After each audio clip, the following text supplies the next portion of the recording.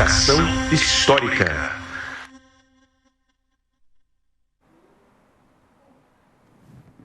Olá, olá, olê, olê, olê, olá. Está começando o meu convidado especial e vocês, o nosso grande público, mais um Provocação Histórica. Vocês sabem, ao vivo pelos canais do Instituto Conhecimento Liberta, ao vivo pelos canais do glorioso Eduardo Moreira, em todas as plataformas pós-pandêmicas e virtuais desse nosso mundo cheio de guerras e não tão admirável assim, ou muito admirável, a depender dos debates e prosas aqui no Provocação Histórica e no Instituto Conhecimento Liberta. Jovens do Brasil, senhoras e senhores, respeitável e combativo público do Provocação Histórica. A essa altura, vocês já sabem, eu sou o Lindené Pareto Júnior, um historiador e um professor de história num Brasil que tem um tenso, intenso, violento, virulento passado traumático pela frente.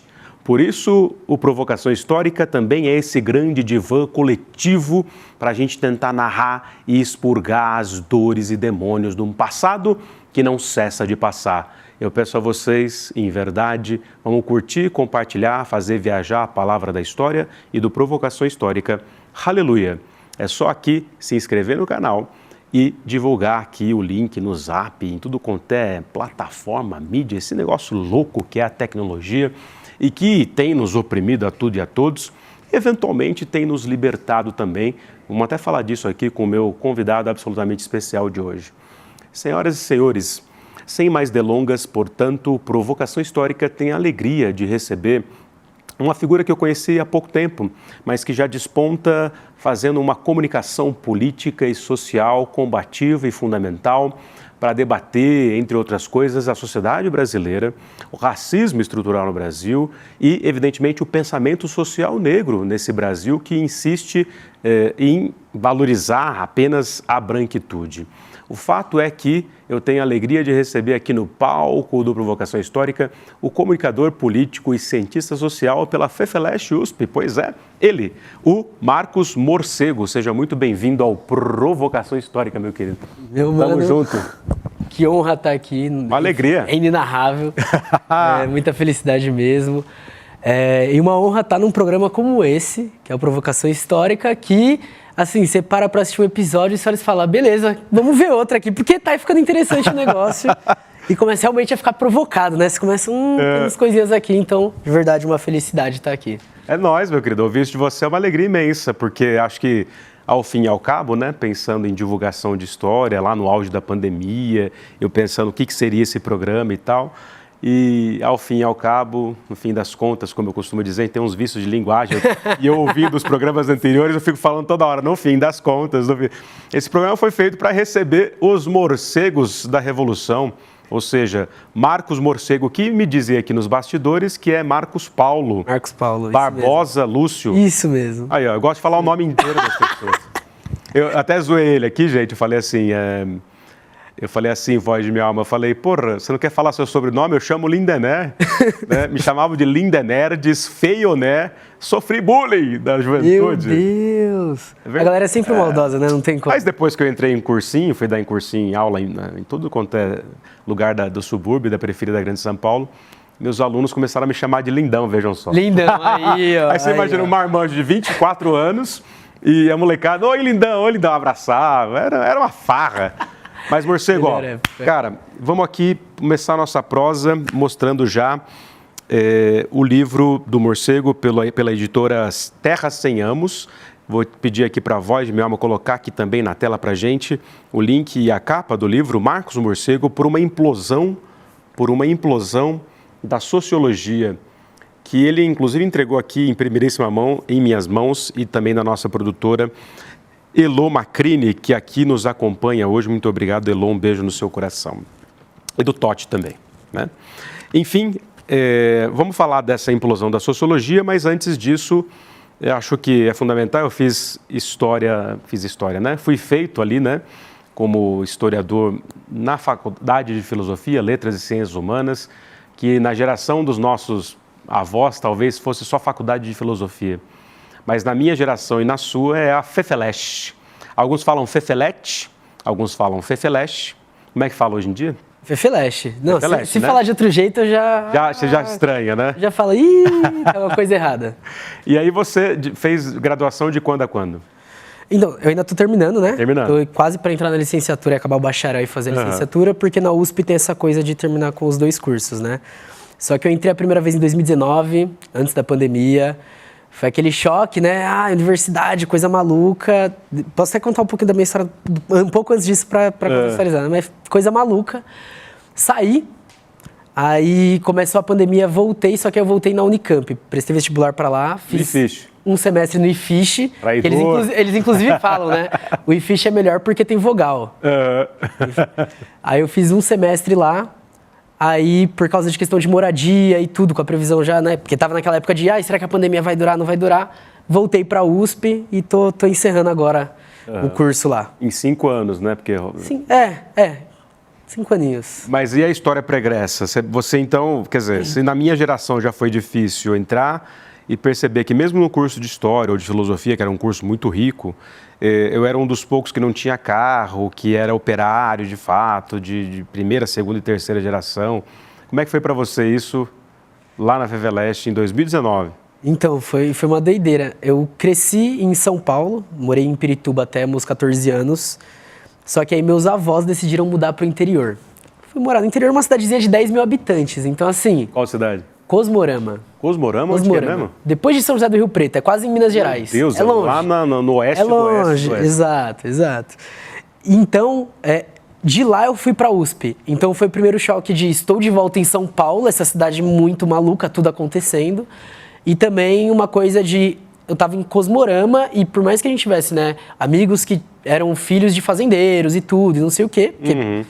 Interiorzinho, naquela área que é a área da cana e tudo e não sei o quê, não era uma coisa de esbanjar um status. Tipo assim, vou fazer um churrasco, tá todo mundo da cidade convidado, já era, todo mundo lá. Mesmo rico, mesmo pobre.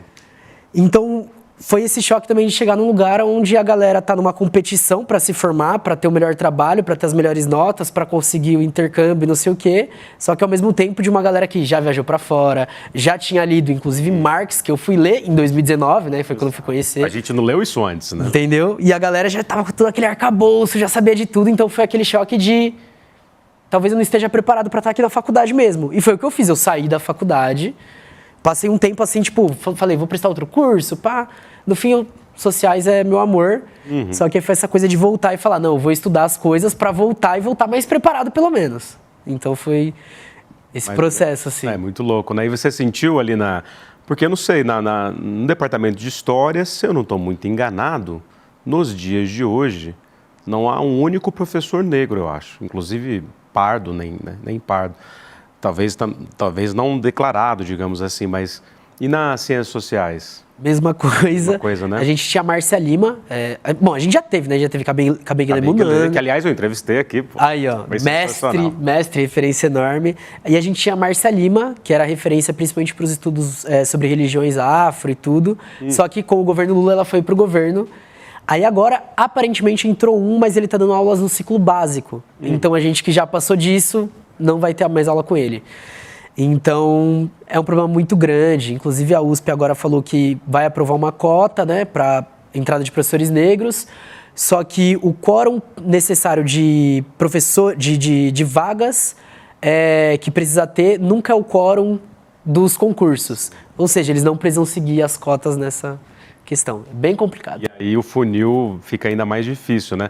Quer dizer, se a USP hoje tem metade dos alunos entrando que são de escolas públicas, e isso inclui parcela significativa de pretos e pardos, o mesmo não se dá no seu quadro docente, né? Então tem um descompasso brutal aí, né? Exatamente. E teve tretas assim? Várias tretas, de professor cobrar a gente, por exemplo, de saber ler em alemão. Chegar e falar, gente, vocês têm que saber ler em alemão isso daqui, porque é onde vocês vão entender o negócio. E aí você olha e você fala... Tava tentando sobreviver até ontem, você quer que eu leia alemão hoje, né? Mas também coisa de professores assim... o processo não anda para frente, mas de processar professor, porque falou em sala de aula, falou depois que aprovou as cotas, virou uma zona, ninguém presta mais atenção. Caramba. E não sei o quê. Um elitismo brutal. Brutal. E atualmente tem uma questão de estudantes atacando estudantes trans dentro da USP. Então tem picho dentro do banheiro, ofensivos, enfim. As tensões todas estão ali. As tensões estão todas ali. Porque é isso, é um lugar muito elitista, então por mais que, ciências sociais, é todo mundo de esquerda? Não. Tem muito reacionário, né? Muito reacionário, é muito comum. A gente tinha, todo ano a gente fala que entra, porque todo ano realmente entra um monarquista. Sempre tem. Sempre tem um monarquista aula que na ele PUC tá lá. Campinas, só tinha monarquista lá, bicho. E aí você olha e você fala, gente do céu, que é isso? Aí você percebe porque o Brasil paralelo é tão forte, né? E tão fascínora, né? Para usar um termo bacana, fascínora. Gostou, Elon Macrini? Fascínora. O Brasil paralelo é fascínora, né? Porque os caras são a visão do cristianismo monarquista, poder emana de Deus, elitismo, supremacismo branco. Ou seja, os caras são nazi, né? E não admitem. É né? isso. É exatamente isso. E essa é a treta, porque aí quando você entra no curso de Ciências Sociais, você olha e você fala, nossa, todo mundo aqui já vai ser esclarecido, a gente já vai ter um chão mínimo para se pautar. Aí você entra e você vê que não, você olha e fala, Foda. Tá bom, eu entendo por que dá certo isso daí. A Voz de Minha Alma também lembrando aqui que o seu camarada Chavoso da USP sempre fala sobre isso. Vocês tiveram sempre contato fala sobre também, isso. né? Tive contato com ele antes dele ser o Chavoso. Antes dele ser o Chavoso? Antes dele ser o Chavoso. Vocês eram da mesma quebrada? Não, eu conheci ele lá. Mas é porque eu entrei no 2019, o segundo ano que tinha cotas. Então, o grupo de pessoas pretas tinha o Quilombo, né? A gente tem que estar vivo até hoje, que é o Quilombo Luiza Marim. Mas quase todos os cursos estão promovendo alguns grupos, uns coletivos assim. Então, a gente tinha reuniões juntas, a gente fazia muita coisa junto. Era um lugar onde muitas vezes rolava essa treta de pessoas que não eram aceitas por coletivos negros, nem pela branquitude. Então, a gente tentava lidar com essas tensões ali dentro do curso, além de ser os grupos que levaram a questão das cotas, então tudo isso. E aí no começo era um grupo muito pequeno, e aí a gente acabou se conhecendo ali. É tudo muito recente, né, nessa história do Brasil, você bem sabe, até aproveitando o ensejo para entrar aqui por uma implosão da sociologia. Pedi para a Voz de Minha Alma colocar aqui na tela de novo e também no chat o link da editora... Terra Sem Amos. Terra Sem Amos. Quem é a expressão mesmo, a Terra Sem Amos? É da Internacional? Tem a Internacional fala, mas aí depois alguns movimentos vão puxar, né? Se não me engano, os zapatistas também utilizam, então eles trazem toda essa carga. Por o link da Terra Sem Amos, que tem assim textos, livros e ensaios preciosos, né? Para quem de fato está na linha de frente daquilo que é uma atitude revolucionária, digamos assim, né? E aí o Marcos Morcego, então, escreve por uma implosão da sociologia. Do que se trata, meu querido? Né? Bom, esse foi um livro muito louco de ser escrito assim, porque eu estava fazendo minha pesquisa, né? Sou pesquisador dentro da USP, estava lá fazendo a pesquisa. Na FEFELESH mesmo, sou pela FEFELESH. Mas de um grupo de pesquisa? Não, é CNPq, só que aí não é pelo CNPq mesmo, é pela FEFELESH. Tá.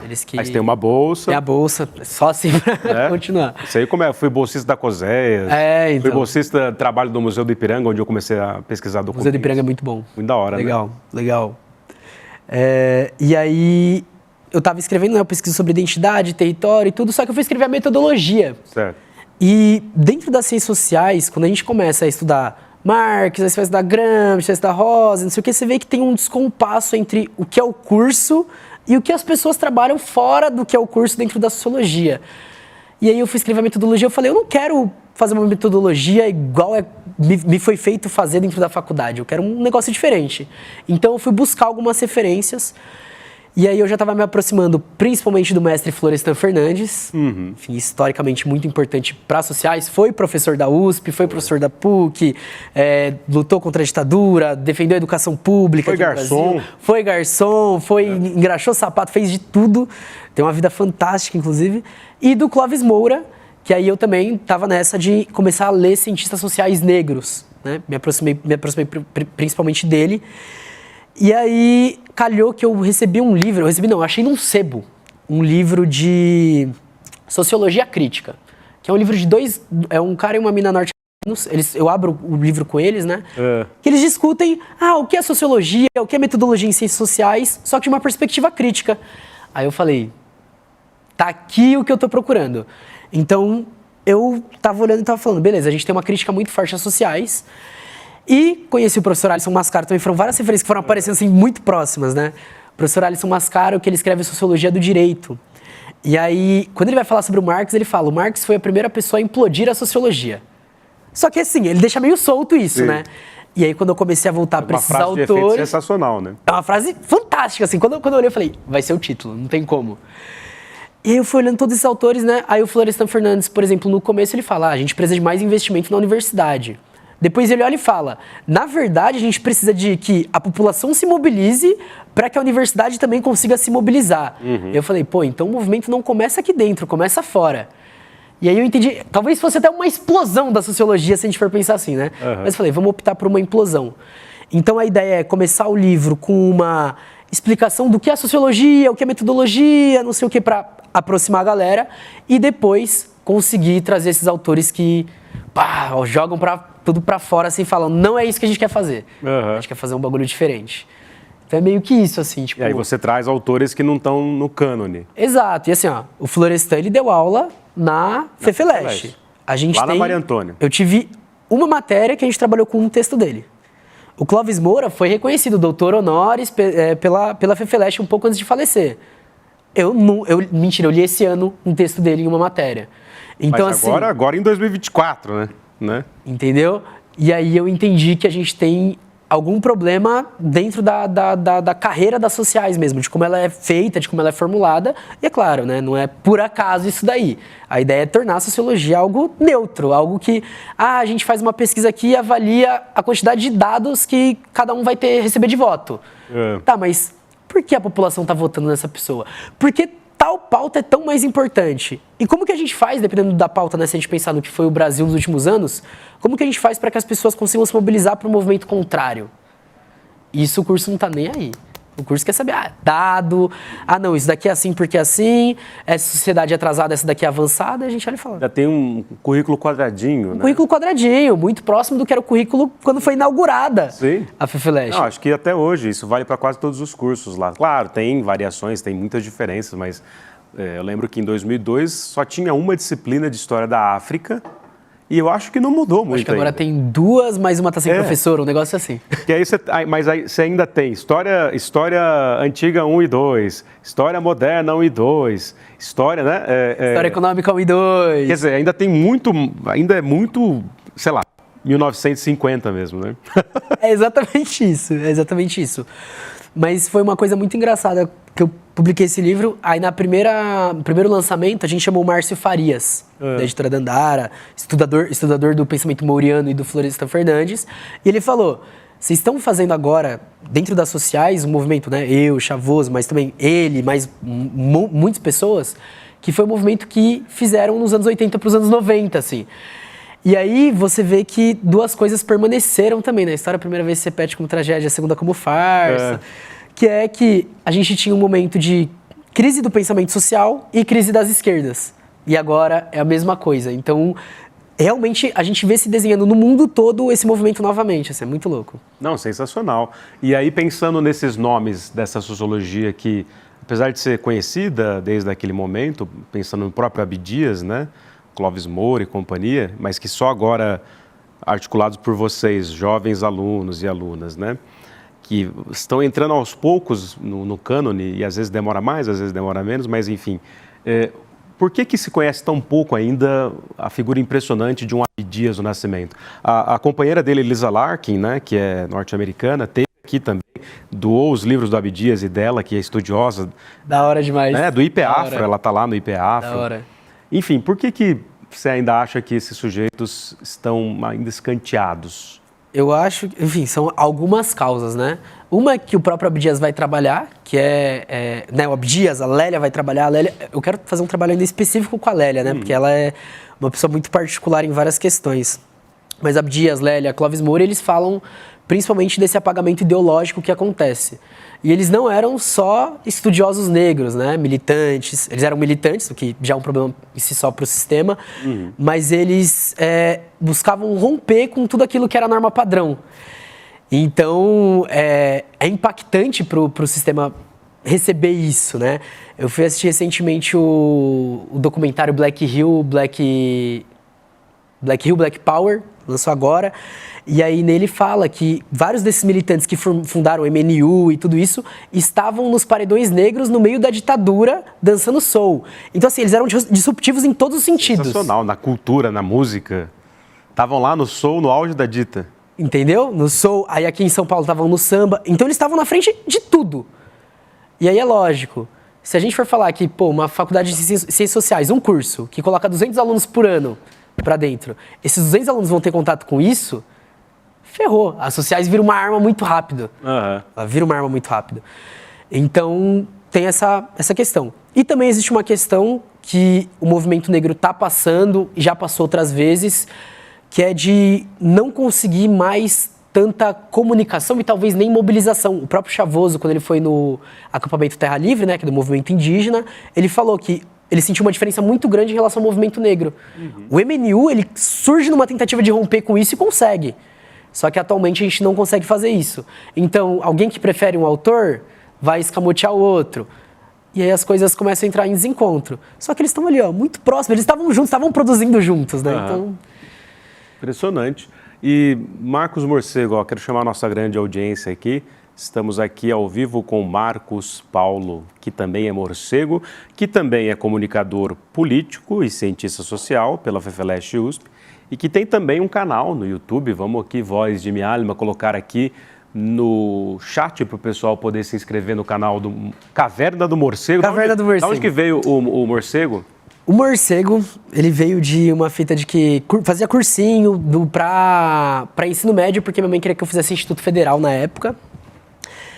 E aí, numas brincadeiras, meu apelido virou Batman.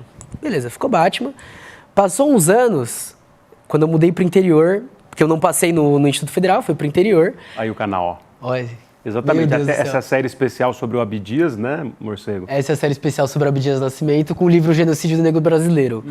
Isso é uma coisa que eu trabalho principalmente com livros. Então, assim, o podcast, por mais que seja roteirizado, texto próprio, é baseado em livros. Certo. O YouTube, que é essa obra que eu amo muito, a gente trabalha muito com leitura e discussão ou vídeos mais curtos, né? Bem legal. Sensacional. Legal.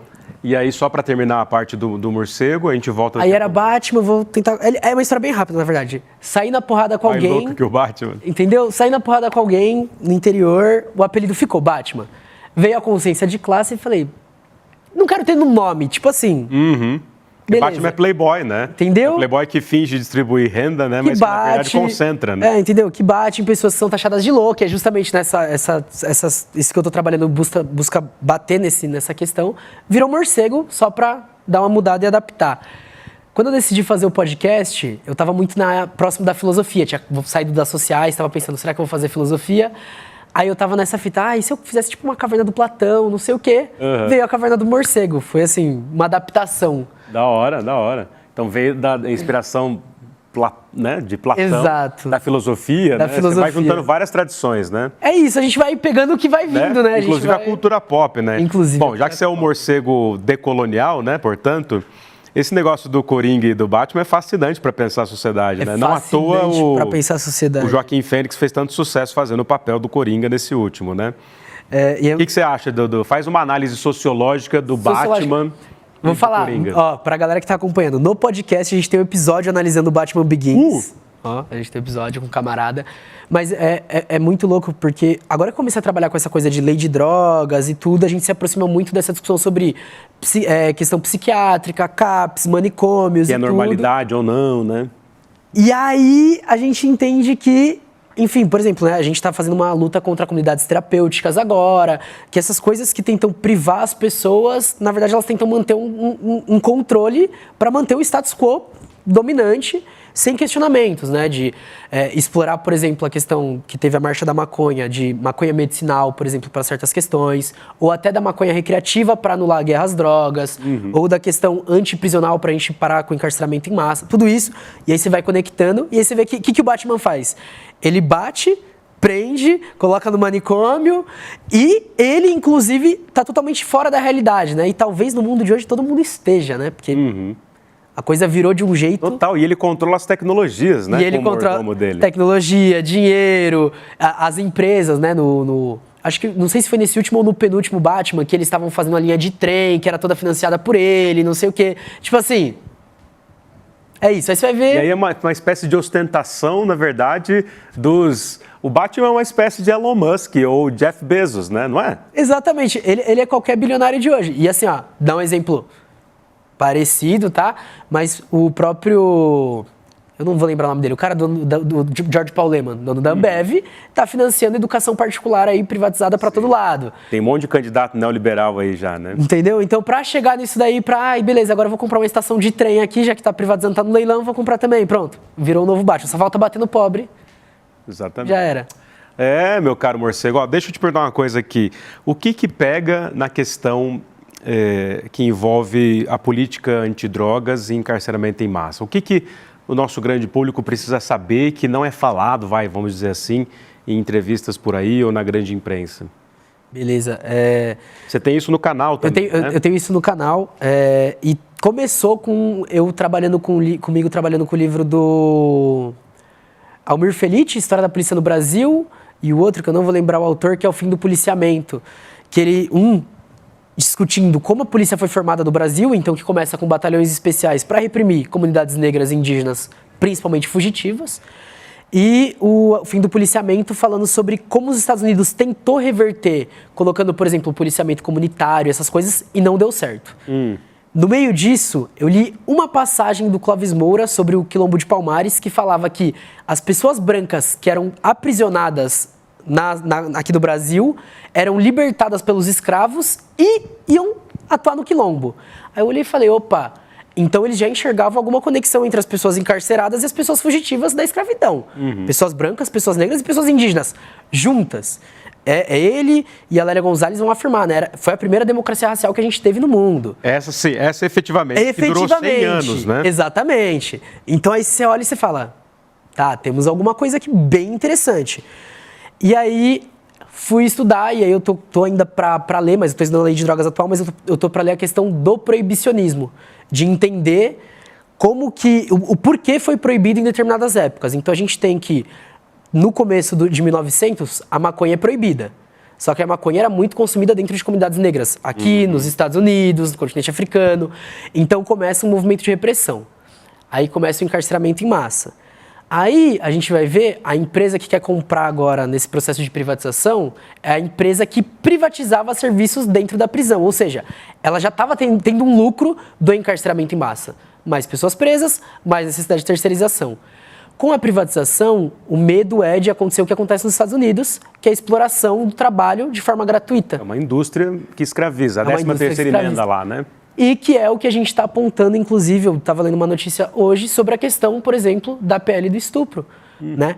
Essa questão de você começar esse processo com as meninas ainda crianças, é você encarcerar as pessoas que têm útero ainda crianças, para você encarcerar e você colocar elas para fazerem trabalho gratuito. Ou seja, você explora em todos os sentidos toda a sociedade, começando com uma política de lei de drogas, a gente vai proibir isso daqui. Começa a prender, pum, infla e o lucro atinge, né? E aí tem a Marcha da Maconha, por exemplo, que luta contra isso há tempos, né?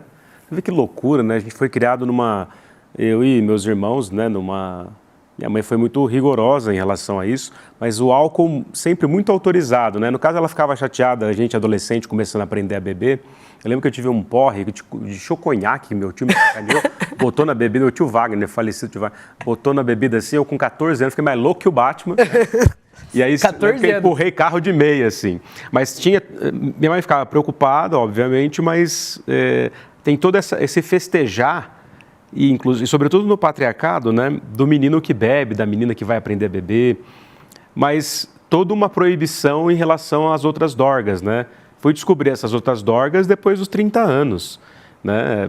Talvez a marihuana um pouco antes, em função de colegas que, mesmo na USP, né, já utilizavam constantemente. Na USP é liberado, na USP é legalizado. Então, isso é muito interessante, né? Não só ali, mas se você passa na Maria Antônia, aqui em frente ao Centro Cultural Maria Antônia, a galera do Mackenzie, os estudantes, estão do outro lado fumando ali tranquilamente.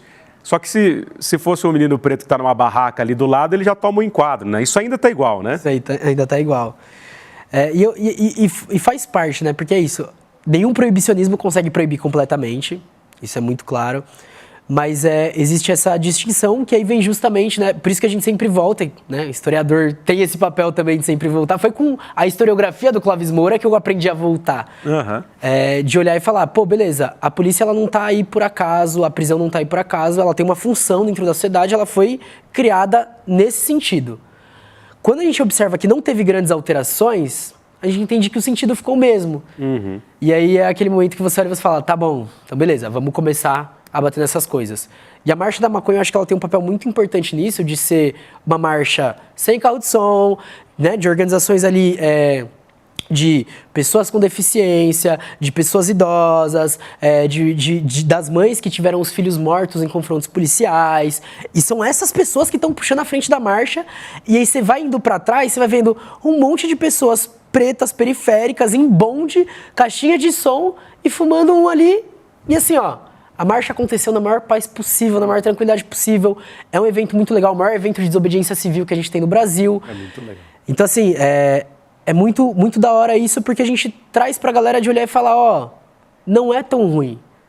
Enquanto isso, quando eu morei no interior, desde os meus 14 pros meus 15 anos, eu comecei a beber. Aqui em São Paulo não tinha contato tão forte com bebida. Foi lá que... Ou seja, a droga generalizada, né? E o alcoolismo é trágico. Exato, é isso. Com 15 anos eu tava bebendo e todos meus amigos com 15 anos estavam bebendo. Quando eu tava me mudando de lá, de 17 para 18, todo mundo que era mais novo do que eu, então tinha 12, 13, 14 anos, já tava bebendo. E aí você olha e você fala... Foda, né? Mano. Qual que é o problema, assim? Morcego, não, deu a letra aqui. Aliás, o Morcego tava aqui nervoso nos bastidores, né? Tímido. Ainda tô. Qual é o seu signo, Morcego? Eu sou libriano.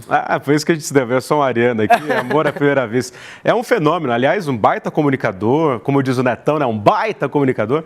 Fala muito bem, é muito simpático, muito inteligente. Que bom, cara, que vê essa geração da Fefeleste. E por falar em Fefeleste, bom, você está ali nas ciências sociais, mas do seu ladinho ali está a filosofia. E está Vladimir Safatli, que veio aqui esses dias, né? A entrevista, inclusive, fez um baita sucesso. Foi até parar lá no Medo e Delírio em Brasília. Olha. Porque tem um trote da Telege, que é um trote dos anos 90, que quando veio o YouTube foi para o YouTube. Mas gravado mesmo naquelas gravações dos anos 90, que é um cara que passa trote, falando que é da Telege, era a companhia telefônica do Rio de Janeiro. Liga para um tal de Luiz Pareto, um advogado, aqueles sotaques cariocas, né? E aí começa a passar trote no cara. Fala, Pareto. Aqui da Telerge. Aí o Pareto fala, eu estou opcionando aqui de umas coisas aqui, sei lá, se a luz caiu. Aí o cara começa a falar assim, ô Pareto, você tem essa voz fina mesmo? Aí o Pareto, quê? Você tem essa voz fina? Tu é viado? Assim, uma piada homofóbica, né, que na época viralizou e foi para o YouTube e virou o famoso trote da Telerge. Aí quando o pessoal do Medo e Delírio em Brasília viu aqui a entrevista com o Safatli, eu entrevistando ele, teve Lindner, falaram ali, teve Lindner Pareto no ICL entrevistando Vladimir Safatli sobre a morte da esquerda. E aí fica lá um trecho só que eles põem o fundo do trote. Fala, Pareto! Só que o trote é bizarro, põe no YouTube depois, porque o Luiz Pareto, ele fica acreditando nos caras de novo. Cai a ligação, ligam de novo, fala, é da Telerge. O senhor é o Luiz Pareto? Sou eu. O que você está precisando? Tal coisa. Aí os caras, de novo, repetem a piada. Meu Deus. Aí ele começa a xinga a mãe dos caras, xinga tudo, fala palavras de baixo calão, que eu não vou repetir aqui a porra toda, mas enfim. Mas tudo para te perguntar, Marcos Morcego, Marcos que é Paulo, mas que é da caverna do morcego. Adorei essa coisa do Platão e da caverna do morcego. Genial. E aí, você está ali na Fefeleste, vendo o Safatli falar, ele é, evidentemente, um filósofo impressionante, digamos, talvez desses intelectuais públicos que mais se aproxime, de fato, do movimento negro, né? Não à toa, acho que tem uma associação ali evidente entre ele e o Jones, por exemplo, o Manuel, né? Mas o que você acha? A esquerda morreu? Que história que é essa? Me deixou complicado aqui, hein? Não, fala real aqui. Provocação histórica. Provocação histórica, é verdade. Morcego no paredão. Não morreu. Por quê? Vamos lá, vamos por partes. Como eu disse, tá em crise. Isso é evidente. Mas não sempre teve, Morcego? Não sempre, né? A gente tem alguns momentos que a gente tá menos em crise, pelo menos, assim, né? A gestação da esquerda, sei lá, na Revolução Francesa já não é crítica. Não, assim, enquanto o capitalismo estiver aí, a gente sempre vai estar em crise, né? Só que tem momentos que a gente nem percebe que tem crise. A gente olha e fala, tamo bem, tamo... voando. Quando eu virei, né, marxista e tudo em 2019, a gente estava no meio do tsunami da educação lá na FEFELESH e no país todo, né? Então, assim, era um momento onde, com os problemas, Bolsonaro tinha acabado de ser eleito e não sei o quê, a gente estava conseguindo colocar muita gente na rua, em peso. A gente caminhava da FEFELESH até a Paulista e depois fazia o ato na Paulista até o... Então, assim, energia... A consolação lá embaixo. A rodo. Hoje não. Porém, contudo, entretanto, eu até trouxe, enfim, o boné aqui da galera, porque, por exemplo, a Teia dos Povos, que vem... Fecha no morcego aqui do boné, ó. Aqui, voz de minha alma. Eles não estão ouvindo mais a gente. Nem estão ouvindo, né? Não, aí, tudo bem, tudo bem. Não, fecha no morcego, cara. Olha lá, ó. Aqui, ó, boné da Teia dos Povos. Que eles, no começo do ano, estavam realizando a Universidade dos Povos, onde a gente passou 2 meses de uma formação política, uma formação das áreas, né? Então, agroecologia, comunicação, cozinha e tudo isso. E também ajudou na defesa do território, que é no sul da Bahia, logo depois do que aconteceu com a Nega Pataxó, que era uma pessoa próxima do movimento. Do movimento não, perdão, da articulação. Então, assim, de um lado, a esquerda, principalmente essa esquerda urbana, ligada à universidade, realmente, ela tá vindo para baixo. Em contrapartida, a gente está vendo aí, depois do que aconteceu no Rio Grande do Sul, já são 4 ocupações que a gente tem em prédios. Os assentamentos estão voltando a se firmar. Os povos indígenas estão fazendo batalhas históricas na questão do território, da demarcação do território. Então, de um lado, a gente continua em crise, mas de outro, a gente teve a maior manifestação durante um tempo que levou as pessoas a irem para a rua para defender o aborto. Foi essa última. Foi essa última. A Marcha da Maconha foi a maior marcha da maconha de São Paulo. Então, assim, estamos em crise? Estamos. Mas morta nunca. Não tá.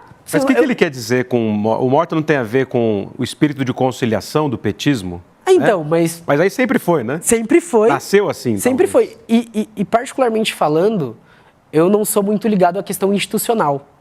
Então, assim... Whatever, né? Eles nunca tiveram ali para resolver nada do que a gente precisava na hora que a gente precisava, né? O Brown já falou isso daí lá na eleição e tal, isso aqui, enfim. Todo mundo fala.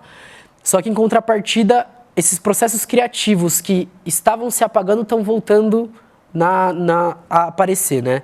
Eu estava lendo um livro sobre os anos 80, 90 nas periferias, que é quando começam os movimentos culturais. E aí vem a igreja tentando pegar de um lado, a questão da criminalidade tentar pegar de outro, enfim. Igual agora, né? O Ricardo Nunes fazendo um acordo com a GR6 lá para fazer as quadras nas periferias e não sei o quê, para pegar voto para ele, tudo isso acontecendo.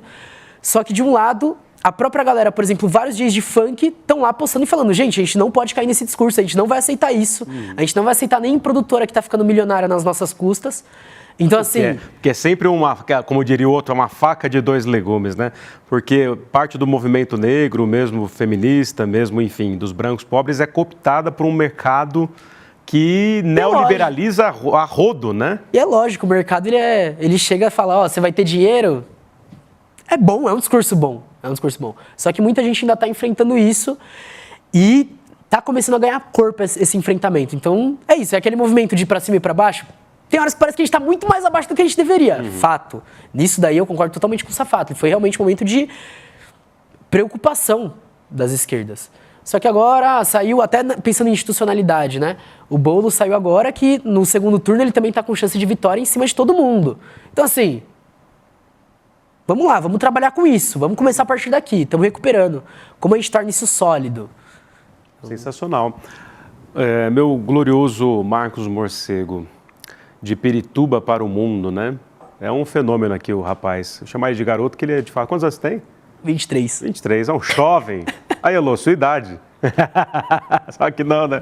A nossa idade já era, né?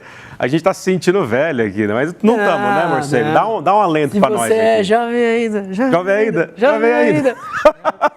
A geração aqui do Chaves também, né? Ô, Morcego, vamos lá. Além da morte da esquerda, a questão do aborto, né? Imagino que você, vinculado ao movimento negro e etc., as suas tias, mães, avós, mulheres pretas, estão às voltas com essa questão há muito tempo, né? Sim. Foi até meio surpreendente, porque minhas 2 avós me mandaram mensagem no dia do ato. E foi bem engraçado. Minha avó, por parte de mãe, ela é branca, ela não é de militância, assim, ela inclusive fala, morcego, toma cuidado, ela me chama de Marquinhos, né? Marquinhos, toma cuidado, não sei o que e tal, não sei o que. Aí eu postei o ato nos stories, falei, vou postar aqui, vamos ver o que vai rolar, né? Aí ela falou, ai filho, eu queria estar aí pra ir junto com você. Então assim, já foi uma pauta que minha avó, que nunca foi de estar nesses lugares, falar que quer ir. Legal. E minha avó, por parte de pai, ela já foi professora, já aposentada e tudo. E aí ela me mandou mensagem pra falar, pô, tal pessoa da nossa família tava lá e não sei o que. Ela tem um problema no joelho, não pôde ir. Mas a família toda, e principalmente pessoas mais velhas da família, estão muito ligadas em tudo isso que tá acontecendo. Então, assim, foi um bagulho que me pegou de surpresa, porque é raro rolar essas conversas e tudo. E elas falando, tipo, não só tipo, falando do assunto, mas falando, queria estar lá na rua.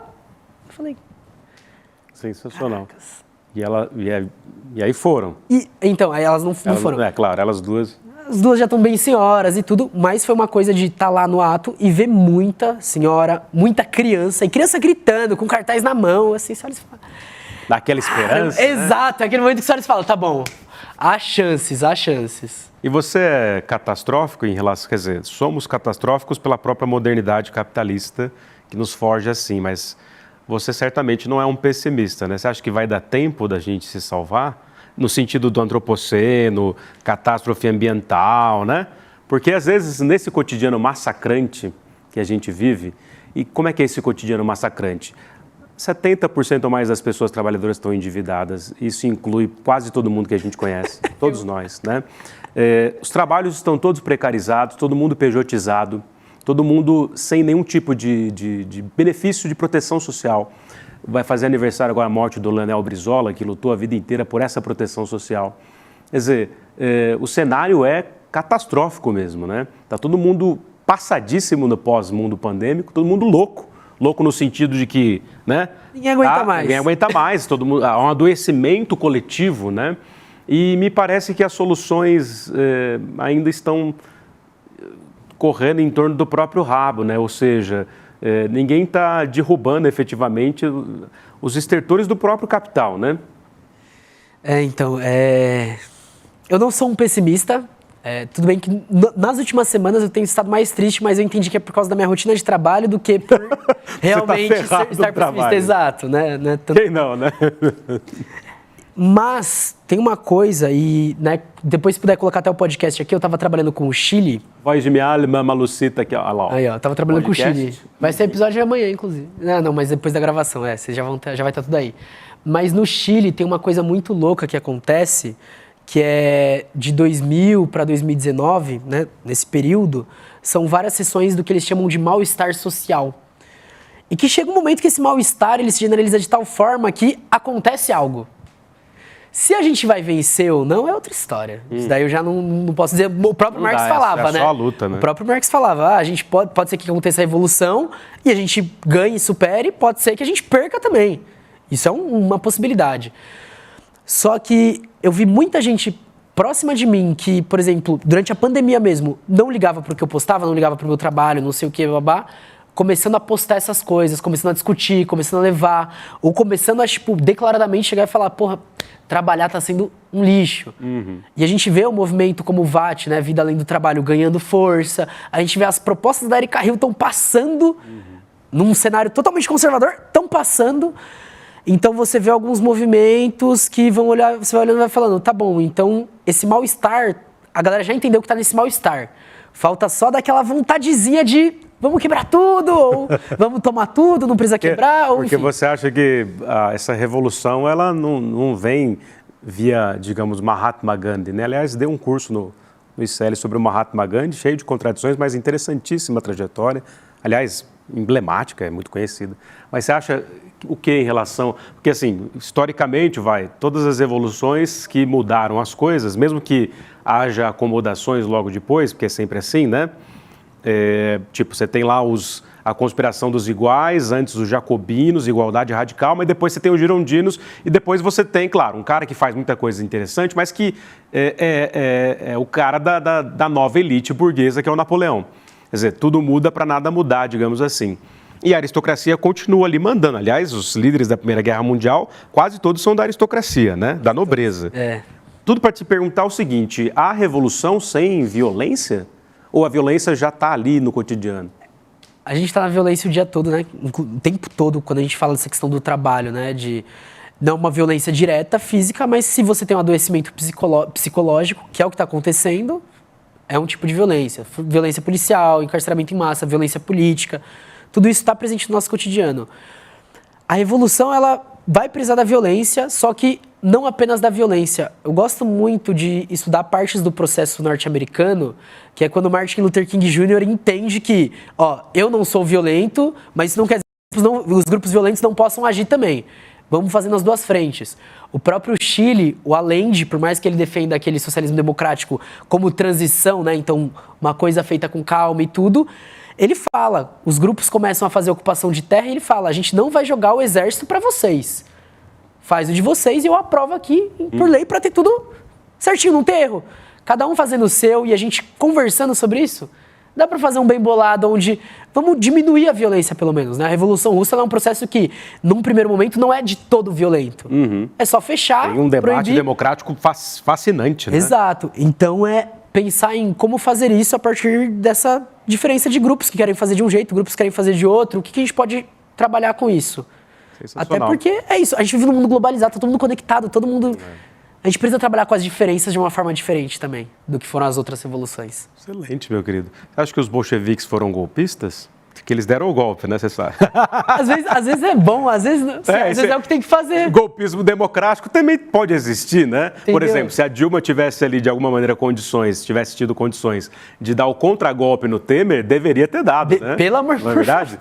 Morcego, por falar em Dilma Rousseff, Brasil, crise sempre constante. Você estar aqui hoje, uma alegria te receber o Provocação Histórica aqui no ICL, no estúdio, e a sua vinda aqui e o Provocação Histórica, tudo isso existe em função, evidentemente, da criação em 2020, no auge do mundo pandêmico e trágico do bolsonarismo. Uma luz no fim do túnel e na caverna do morcego, com o Gessé Souza, o nosso camarada sociólogo, e com o Eduardo Moreira, fundando o Instituto Conhecimento Liberta, que de 14 cursos, como lembrou esses dias o Edu lá no Despertar Empreendedor, saiu de 14 cursos com algumas figuras que estão aí, incluindo Marilena Chauí e o próprio Gessé, para mais de 250, na verdade agora 300 cursos livres, incluindo esses de História do Brasil, com esse velho operário que vos fala, pai operário, irmão que perdeu o dedo em fábrica e que sempre foi um operário também desde a adolescência. Minha carteira de trabalho, Elô, é aquela carteira de trabalho que você tem a letrinha de criança, assim. Inclusive, tive uma namorada que estuda História das Mulheres, ela olhava para minha carteira de trabalho, quase chorava e falava, olha essa letra de criança. Pois é, desde o pessoal quer voltar aí a lei dos 14 anos para o jovem trabalhar, desde o 13 entregando marmita, trabalhando em fábrica de vitral e metalúrgica, que foi onde meu irmão se acidentou. Mas, enfim, tudo para dizer que, imagina, né, no auge do mundo pandêmico, o ICL vem com esse conhecimento acessível e de qualidade para muita gente. Nossa comunidade que financia, hoje temos documentários, séries que envolvem Marielle Franco, documentários sobre o sequestro da fé, que envolve o nosso próprio e glorioso pastor Henrique Vieira, que é esse fenômeno, né? Lindo, lindo. Ele é um intelectual fenomenal, de mão cheia, e ouvir os discursos dele na Câmara dos Deputados é um alento.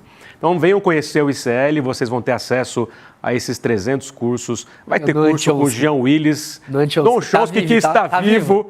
Mataram o Chomsky ontem, foi o caos no Brasil e no mundo. Ele morre em 24 e renasce em 24. Né? Eu vi um meme assim também, maravilhoso. Enfim, documentários sobre o Che Guevara. Tem aqui cursos os mais impressionantes. Conheçam o ICL.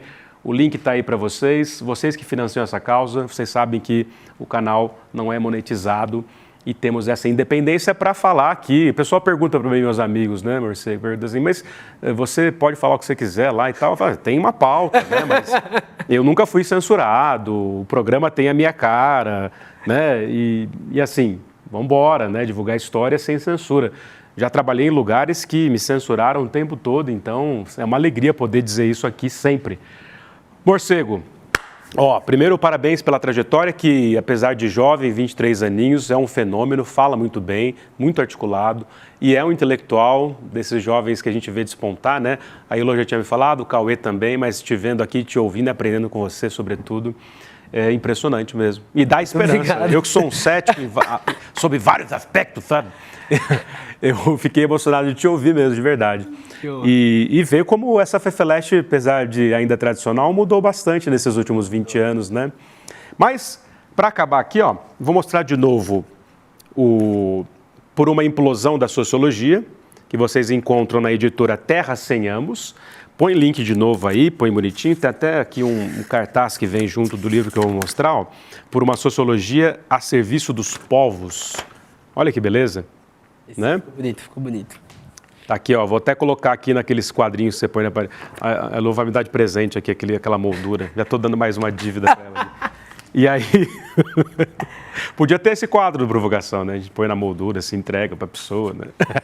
Mas, enfim, Morcego, ó, o pessoal tá aí, vocês vão encontrar textos, inclusive eu vi um do Robespierre sobre o Pierre Bourdieu, né? Textos da Comuna de Paris. Eu usei trechos daquele livro também, inclusive, aqui. Tem textos do Clóvis Moura, tem textos do pessoal da Teoria Marxista da Dependência, vai ter o texto do Contra-Atacando desde a Cozinha, né? Então vai ter Silvia Federici falando sobre trabalho reprodutivo, considerado reprodutivo, enfim, tem muita coisa, tem texto sobre Rojava, texto sobre a Palestina, textos dos Panteras Negras, enfim, muita coisa. Sensacional. Muita coisa. Parabéns e dá um abraço no pessoal lá do Terra Sem Amos. Fala desse rolê aí que acho que é até simples de fazer, de colocar sinopses dos livros também. Eu sei que é difícil, porque conta com a questão do financiamento, mas está aqui divulgado. O pessoal apoia a causa aqui do Terra Sem Amos, onde está o livro do nosso glorioso Marcos Morcego. Chegou o momento desse programa, Morcego da Massa, Morcego decolonial, anticolonial, que é o momento Jimmy Fallon, meio colonialista, né? Mas o momento Marília Gabriela, Jô Soares, Abujanra, Rita Lee desse programa. As luzes do mundo se movem por você, Morcego. Vamos olhar para aquela câmera ali, que você vai responder aqui na lata. Deixa eu até pegar o livro de novo aqui para mostrar. Ó. 3 questões para você responder na lata, hein? 3 questões. Tá preparado? Não. Chega mais perto. Mas é aqui, assim que é bom, né? Chega mais perto, moço bonito. Ó, é o seguinte. Primeiro, obrigado por ter vindo aqui. Uma alegria te conhecer de verdade. Felicidade. Tá dando um abraço aqui, dá um abraço nele. O que é sociologia? O que é sociologia? Acho que sociologia é aquilo que faz a gente analisar tudo que está em volta da gente. Que tira a gente de só pensar na gente, assim, mas o que está em nossa volta, o que está acontecendo aqui? Eu acho que é esse pontapé. Sensacional, mais didático e impossível e atualizado, né? Ou seja, sociologia serve para você perceber que essa psiroca de mundo humano é uma invenção dos humanos, que nem precisa ser necessariamente assim, né? Exatamente. Se aproxima da história, bagulho, né? Exato. A gente que faz o bagulho. Ó, Morcego, o que é o Brasil? O que é o Brasil? Ó, resposta que me veio na cabeça primeira, que é a resposta chata, tá? É uma invenção colonial da galera que invadiu aqui e tal, não sei o quê. Agora eu vou dar uma resposta legal. O Brasil, apesar de muitos problemas, ele é um lugar onde, assim, você viaja para um lugar, você vai ver uma coisa diferente, você vai se divertir de um jeito diferente, vai conhecer pessoas diferentes, povos diferentes, grupos, costumes, culturas diferentes, tudo aqui. Então, ao mesmo tempo que eu odeio, eu amo muito esse lugar. Sensacional, fiquei emocionado aqui. É isso, Morcego. E, Morcego, Abdias do Nascimento. Abdias do Nascimento? Gênio. Enfim, ele foi um dos criadores do Teatro Experimental do Negro, e eu acho muito legal colocar essa coisa de tipo um militante que ia fazer discurso lá no continente africano, que também ajudou aqui a formar um processo cultural que foi muito importante de resgate, assim. Então, gênio. Geniaço. Clóvis de Moura. Clóvis Moura é meu amor. Ele, pra mim, é o nome mais importante da sociologia brasileira, de longe. E é isso, leiam ele, eu não vou falar dele aqui não, leiam ele, sim, leiam. Por qual livro as pessoas começam? Eu começaria por qualquer livro da editora Dandara, mas eu gosto muito do O Negro de Bom Escravo a Mau Cidadão, que é explicando como que ele era tratado como bonzinho enquanto era escravo, depois que adquiriu cidadania, ele virou rejeitado da sociedade. Impressionante. E Morcego, Lélia Gonzalez. Lélia Gonzalez, outra gênia, ela é fantástica, principalmente porque é ela que vai trazer para o movimento negro unificado e para os movimentos negros a questão da mulher negra. Ela vai, né, trazer coisas muito próximas do que traz a Judith Butler, a Patricia Hill Collins, de uma maneira muito, muito interessante. E ela que pontua acertadamente a questão da polícia, da prisão e dos manicômios. Isso muitos anos atrás, muitos anos atrás. Na mesma época que o Foucault, praticamente. Exatamente, ali pelos anos 70. Né? Impressionante. Morcego, meu querido, eu queria dizer que é uma alegria mais uma vez ter te receber aqui. Parabéns pela trajetória que inspira tantos outros jovens espalhados pelo Brasil, pelas várias universidades públicas desse país, que são fundamentais a despeito de qualquer problema.